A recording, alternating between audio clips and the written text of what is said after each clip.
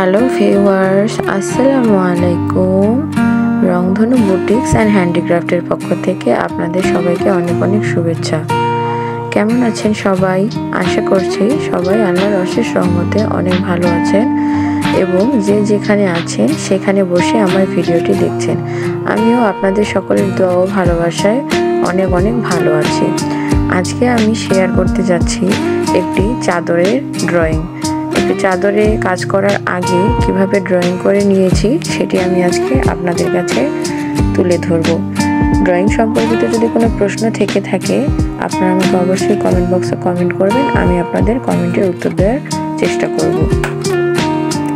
তো এতক্ষণ তো আপনারা দেখতেই পারলেন আমি একটি গোল ভিতরে দিয়ে নিয়েছি, তারপরে আরেকটি গোল দিয়ে নিয়েছি। আরেকটু গোল দেওয়ার জন্য আসলে ওরকম কিছু পাচ্ছিলাম না, সেই জন্য আমি একটি ঢাকনা ইউজ করেছি।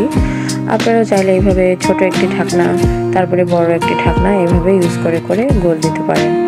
এটি আমি যেখানে ড্রয়িং করছি এটি হচ্ছে চাদরের মিডল পয়েন্ট। মিডল পয়েন্টে আমি গোল করে ড্রয়িং করে নিচ্ছি। মিডল পয়েন্টে একটি বড় গোলাকার ফুল হবে এবং তার চারপাশে আরও ফুল হবে, এই জন্য আমি মাঝখান থেকে শুরু করেছি। মিডল পয়েন্টের ঠিক মধ্যখানে আরেকটি মাঝ বরাবর গোল দিয়ে নিলাম এবং আমি চতুর্পাশে এখন পাতাগুলো এঁকে নেব। সম্পূর্ণ চাদরের যে কাজটি হবে হাতের কাজ, এই কাজটি সম্পূর্ণ চাদরে আমি শুধু পাতায় ব্যবহার করেছি। পাতা স্টিচ দিয়ে সম্পূর্ণ ফুলগুলো করেছি। পাতা সবগুলো পাতা সম্মিলিতভাবে একটি ফুল তৈরি করেছি, এভাবে করেছি। সম্পূর্ণ চাদরে শুধু পাতা আর পাতা। আজকে শুধু আমি ড্রয়িংয়ে শেয়ার করব, সেলাইটা শেয়ার করব না। শেয়ার করার মতো আসলে কোনো কিছুই নেই।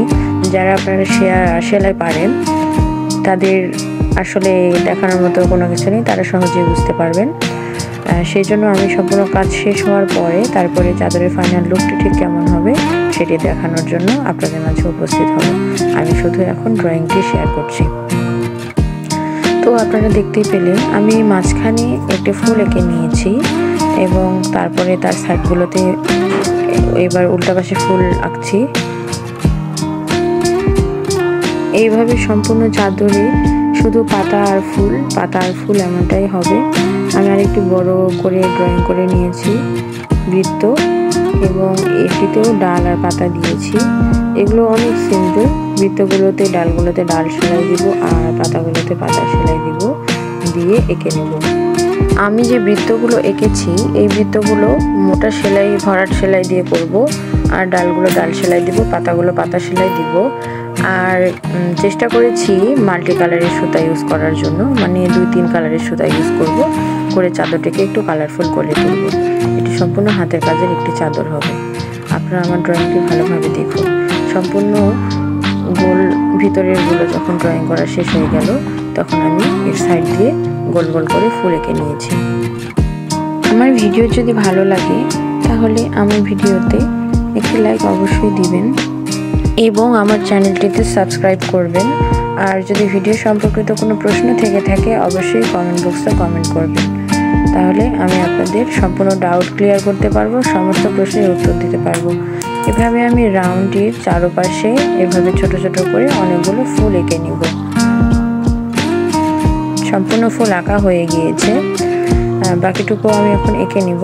সম্পূর্ণ ফুল এঁকে নেওয়ার পরে তারপরে আবার কিভাবে কাজ করব সেটিও দেখাবো। আপনারা ডিজাইনটি সম্পূর্ণ বুঝতে হলে বা আমার মতো করে আপনারা যদি আপনাদের চাদরে এরকমভাবে ডিজাইন তুলতে চান তাহলে ভিডিওটি কেটে না দিয়ে সম্পূর্ণ ভিডিওটি দেখার অনুরোধ রইল, তাহলে ভালোভাবে বুঝতে পারবেন। আর আমার যদি কোনো ভুল ত্রুটি হয়ে থাকে তাহলে আমাকে ক্ষমা করে দিবেন। সম্পূর্ণ ফুলগুলো আঁকা হয়ে গিয়েছে এবং তার ফুলগুলোর উপরে একটু করে ছোট করে ডাল দিব, তাহলে দেখতে আরেকটু ভালো লাগবে এবং ফুলগুলো আরেকটু প্রসারিত হবে। এভাবে আমি সম্পূর্ণ ফুলগুলোর উপরে একটু করে ছোট করে ডাল এঁকে নিচ্ছি আর পাতা এঁকে নিচ্ছি। আমি এভাবে শুধু চাদরের মাঝখানে ডিজাইনটি শেয়ার করলাম এবং সাইডের বর্ডারের ডিজাইনগুলো আজকে আর এঁকে দেখাবো না, কারণ সম্পূর্ণ চাদরটি একেবারে এঁকে নিলে কাজ করতে করতে বাকি ডিজাইনগুলো মুছে যায়। সেই জন্য সাইডের ডিজাইনগুলো আর আঁকাটা দেখাবো না। এটা কাজ করার পরে তারপরে বাকিটুকু এঁকে তারপরে দেখাবো।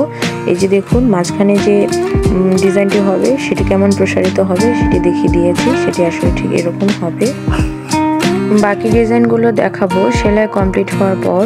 ততক্ষণ সবাই ভালো থাকবেন। আমি এখানে বিদায় নিচ্ছি এবং পরবর্তী লুকটি কেমন হলো সেটি দেখার জন্য অবশ্যই আমার চ্যানেলে আবার আসবেন।